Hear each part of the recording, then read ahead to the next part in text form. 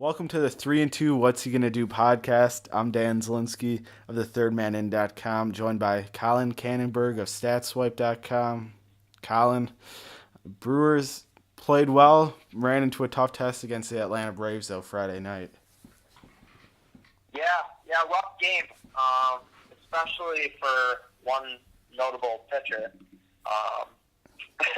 Aside from that, though, I mean, if anyone looking at the final score saw, they would have thought it was a close game when it was completely different. It was not a close game until that ninth inning. Yeah, well, we can dive into. First, I want to talk about Chacin. I mean, five innings, 3 earned runs. His ERA is still around 4.65. I think that's more of kind of the pitcher the Brewers can expect him to be. I mean, I always thought last year was kind of a career year, one year type deal. I never thought he was going to be a solid number 2 or 3. Always thought he was going to be more of a 4 or 5. Yeah, that's what I thought too. I mean, even his step last year was a good, two runs higher than what his ERA indicated. So it was inevitable that he was gonna come back down to earth this year. And Corbin Burns, wow, we've talked about him before on this podcast, and he's actually pitching well in relief, I think. Every time I saw him, but then he just got blown up. I mean, I couldn't have done worse than he did last night. It was brutal to watch. I mean, he gave up 7 earned runs on 3 home runs, and also decided to walk 2 batters.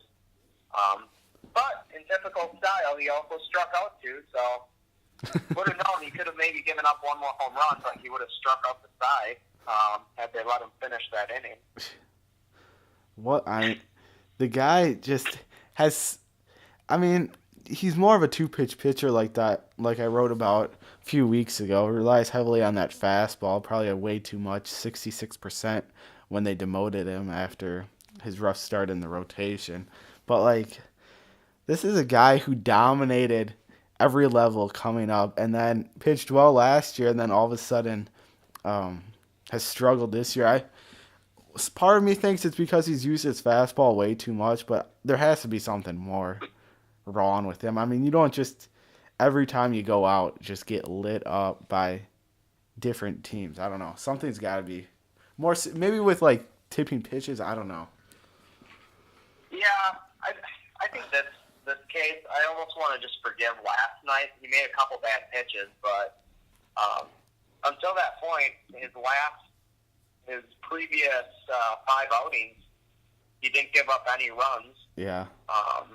And had a really good series against Chicago, where he had 2 appearances and had 1 hold against Chicago, and pitched really well. I mean, you could see he was turning the corner. Pitched well against Washington. Pitched well against New York. Pitched really well against Philadelphia. 2 innings, 4 strikeouts, only giving up 2 hits.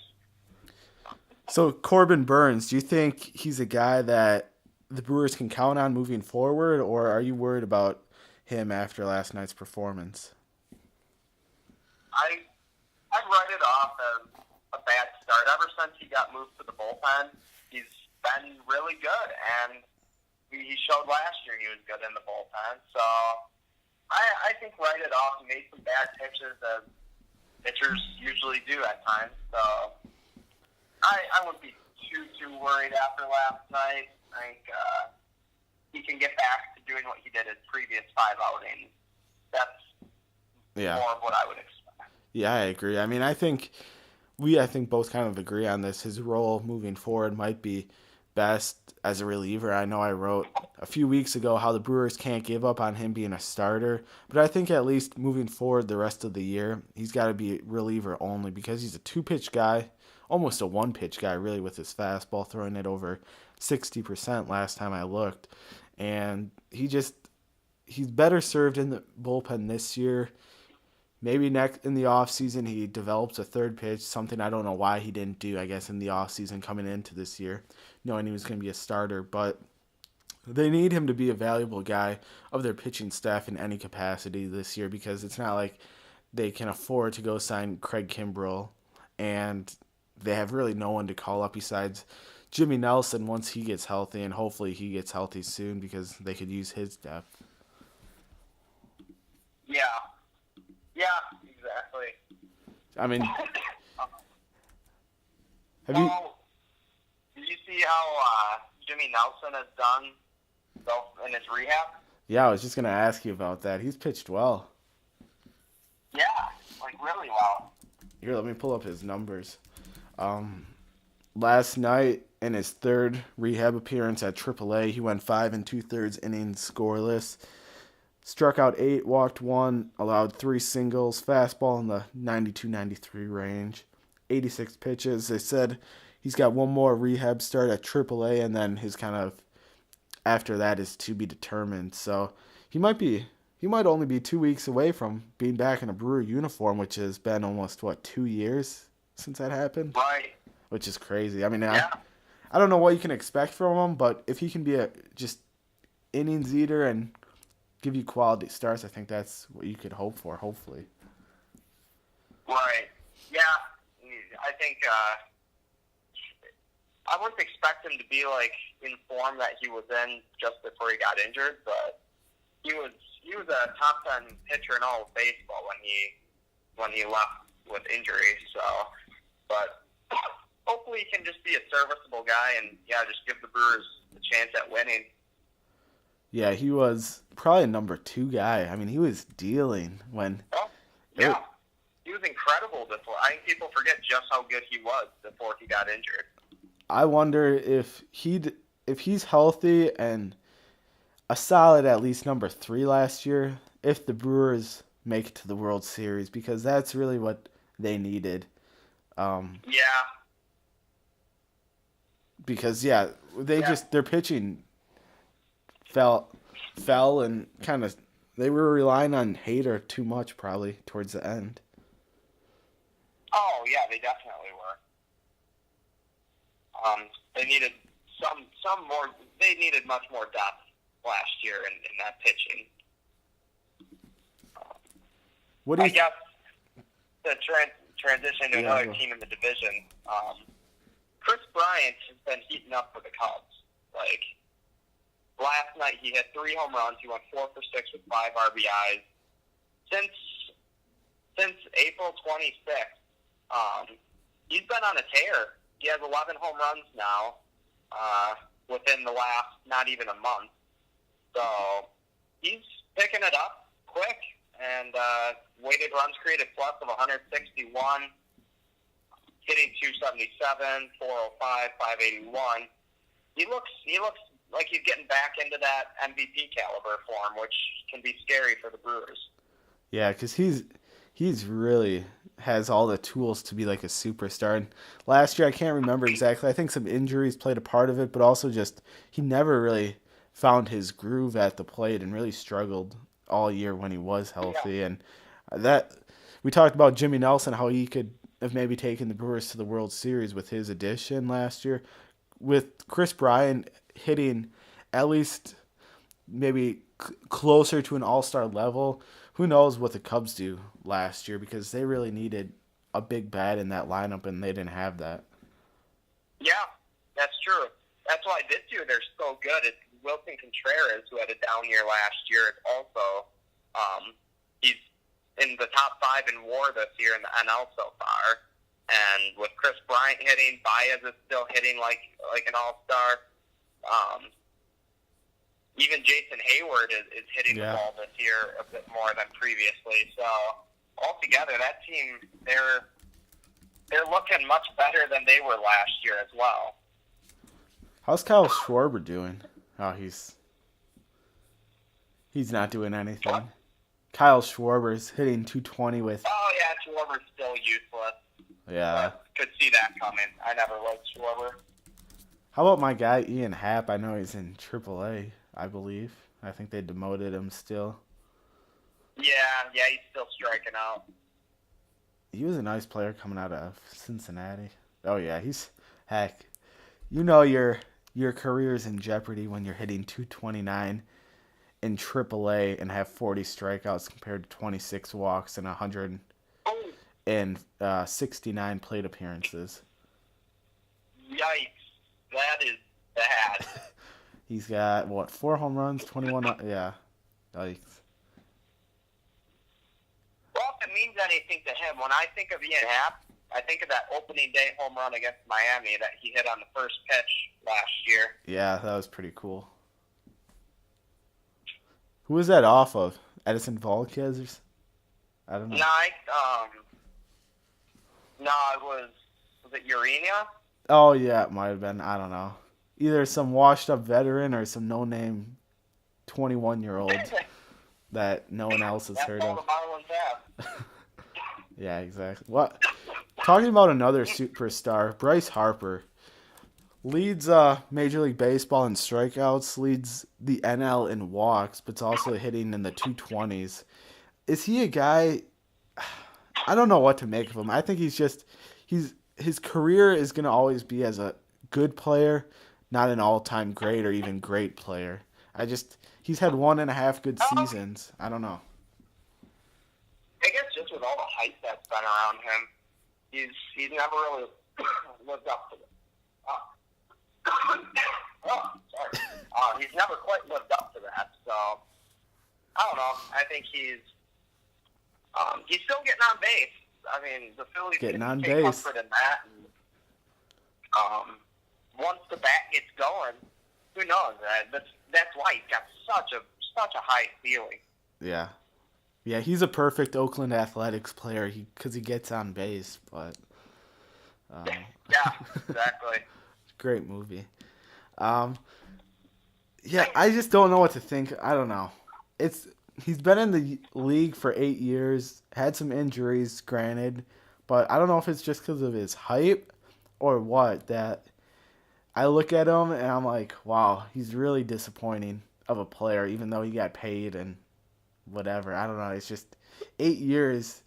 His numbers leave a lot to be desired. Like right now, if he plays another 8 years, well, granted, I guess this year's not over. He's only going to be over 400 home runs in 16 years. I mean, with the hype this guy had, you thought he was going to be just winning MVP after MVP, kind of like Mike Trout has in the AL. I don't know. Yeah. Well, that's always been the comparison is Harper versus Trout, especially in the year that Harper won the MVP. That was a big deal then when those two were kind of in the same sentence.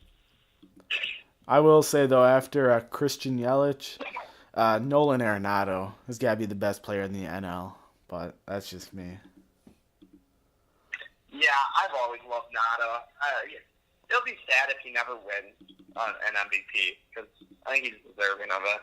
Yeah, this is impressive. So he's won the Golden Glove Award, Silver Slugger in the last 4 years, and he's finished 8th in MVP, 5th, 4th, and 3rd. I mean, he's like right there, but it always seems like last year it was Christian Yelich comes out of nowhere and does something. Year before it was Giancarlo Stanton. I mean, it's just like he's that good, reliable guy on both sides of the ball that you want and really is like a superstar and one of the best players in the league. But I feel like 90% of people in this country don't know who he is either. Yeah, that's true. Just because Colorado isn't really, they don't really have a strong fan base. Being one of those expansion teams haven't really been known. I mean, I'm surprised too how they've kind of struggled this year, Colorado, and yeah, they were supposed to be decent. Their pitching just hasn't produced like it did last year, and that's really the key for them because they always have the offense. It comes down to pitching. Yeah. Well, even their offense at the beginning of the season, I think it was through the first 3 weeks of the season, I think they had the worst offense. They were slow to get going. Yeah, that's true. Speaking of another superstar or ex-superstar, Albert Pujols, recently went over 2,000 RBIs, he's got to become a little. I know his numbers aren't great. 8 home runs, 23 RBIs, 241 batting average, but he's kind of played well recently, which since like he Yeah, I left saw when he had St. that Louis, yeah. I saw when he had that 2 home run game. I'm like, huh, good for him. Who's less talked about now, Miguel Cabrera or Albert Pujols? Probably Cabrera. It's sad to think about, though. It's really sad. Those 10 years ago, they were how we're talking about Mike Trout and Christian Yelich. Now they've faded away, and it was just so gradual too. It's just they're gone. Like I don't even know how that happened in fantasy baseball. The point at which you drop them and that they're unrosterable in fantasy baseball. It's like yeah. It used to be a number 1 pick every year. Yeah, I mean Miguel Cabrera has had some injuries the last couple of years, but like he's been back this entire year and he's got 1 home run, 16 RBIs, 290 batting average, 42 strikeouts compared to 16 walks.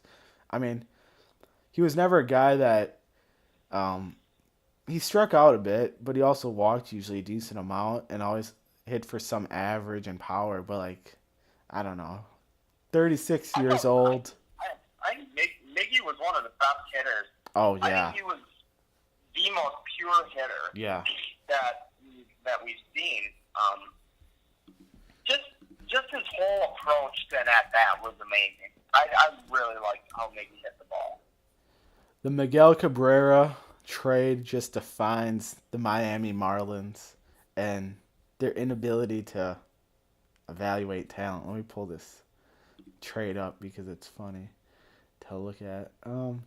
So the Marlins traded Miguel Cabrera and Dontrelle Willis, who had like 3 good years and was actually fun to watch, for Andrew Miller, Dallas Trerin, Eligio De La Cruz, Burke Badenhop, former Brewer, outfielder Cameron Maben, and catcher Mike Ribello. They got absolutely no one for one of the best players of this generation, really. Guy who won a triple crown. And yeah, I know. That's typical Marlins, giving away good talent. I mean, Andrew Miller was a bust as a starting pitcher. He finally found it as a reliever, but still, even if Andrew Miller is a decent starter, what he is now and was still with them, that trade still looks terrible. But yeah, it does.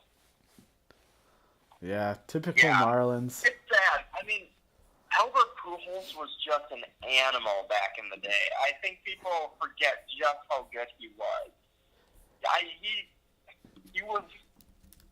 He was such a feared hitter. I don't know. From 2001 all the way until 2010, he had at least a 5-WAR season on Fangraphs. Wow. At least 5, and that was one season. Usually, he's above 7 all of those years. It's just consistent greatness. Yeah, he doesn't have a Baseball Reference page as Barry Bonds, but it's pretty impressive still, nevertheless. I still wish he would have stayed with... Ever since he got the Angels, it's been 0.5, 2.7, 1.6, 0.8, negative 1.9, negative 0.2, and now this year 0.1. So, yeah. I know Pujols was hurt because like the Cardinals supposedly offered him a 5-year deal at first and then eventually offered him a 10-year, $210 million, which was $44 million less than the Angels did. But it would have been nice if he sticked with the Cardinals for his entire career. Or, which is even funnier too, the Marlins offered him a 10-year contract, which, geez, typical Marlins throwing around money.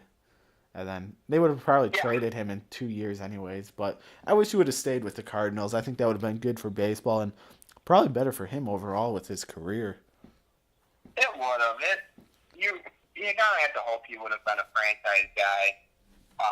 But it's crazy now. I mean, all the years with the Angels, he'll be an Angel just as long as he was a Cardinal. Yeah. But Cardinals got the best of him. Oh yeah, definitely. And granted, giving a 10-year deal is never a good idea, but I don't know. I remember seeing that deal come across the wire, and I was surprised. I never thought Pujols would play with a different team, but he has, and he hasn't played well. So oh well. Did you realize? And this is Albert Pujols. He stole 16 bases 2 times in his career. Really? I guess he was probably in better shape then. In 2005 and in 2009, he stole 16 bases in 2 years. That's crazy. You would not expect that at all from him. And reading this article more about this contract situation when he was a free agent, the Marlins offer was supposedly around the Angels in terms of money, but the Marlins refused to include a no trade clause. Typical Marlins, they would have traded him within 2 years probably. Yeah, they would have. Wow. Albert Pujols, it's crazy looking at his walk and strikeout percentages on the Cardinals. So his walk percentages averaged around 14%, while his strikeouts were around 8%. Jeez. Really good. Yeah. And now on the Angels, his strikeout percent is around 12, and his walk percent is around 7.5. Yikes. He's completely flipped the script. Yeah, that's not something you would have ever thought of, like Pujols until he got to the Angels. He was just a guy who hit for average, drew walks, and I don't know. Sad fall for one of the greats. He hit over 300 from 2001 to 2010. Every season he hit over 300. And in 2011 he had 299, so pretty much 300. He's a first ballot Hall of Famer. I'll be curious to see. It'll be interesting if he's unanimous.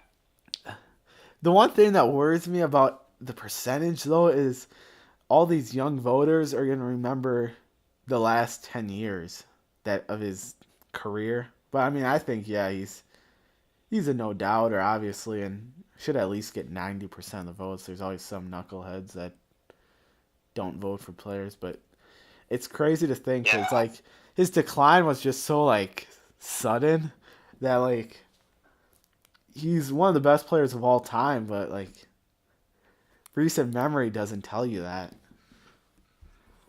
Yeah. So,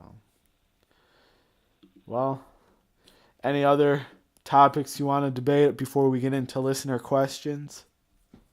No, I think that's all I've got for banter for now. Yeah. A question I got was from Josh from Kettle Hills. What do we think of the Brewers, and do they have enough to catch up with the Cardinals and be one of the top teams in the NL again this year?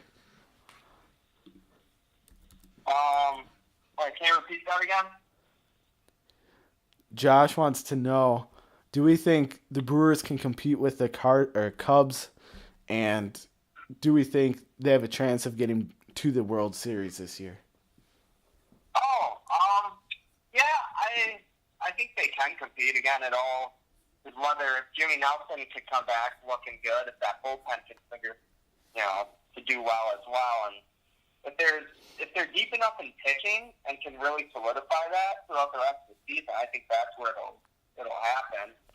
Obviously, it'd be nice to have Keston Hiura or Cia, one of those bottom of the order bats, get going as well. But no, I think they will easily compete, at least for one of those wild card spots. For the rest of the year, they're projected through the next 115 games of the season. They're projected to go 59 and 56. Yikes! So not really great.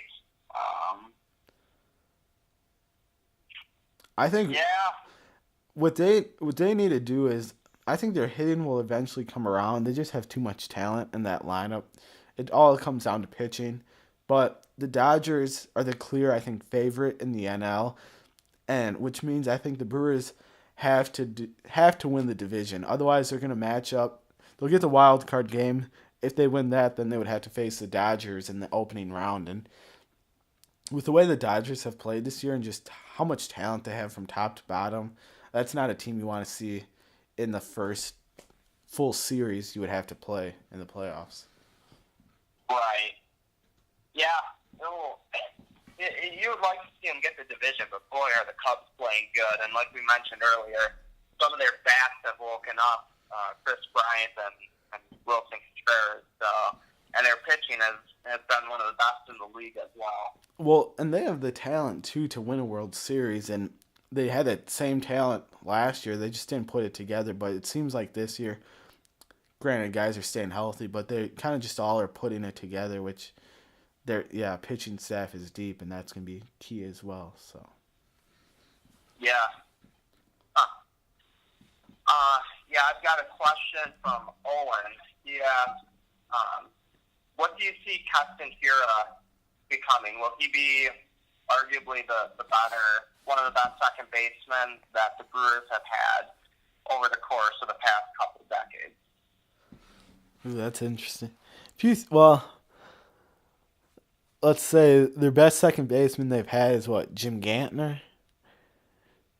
And then or that one season of Ricky Weeks. Yeah, but like since they've had, they really haven't had a second baseman in our lifetime who's been consistently good. Ricky Weeks was a bust. Besides, his 1 year. I think Keston though is gonna be kind of a perennial all-star. Offensively, I think he's gonna be great, but he's not gonna be that well-rounded second baseman, which obviously the Brewers aren't concerned about defense as much. But I think it is a guy who is going to be kind of an all-star level player and going to hit for average, going to hit for home runs, and be just a consistent presence in a lineup for the next 10, 15 years.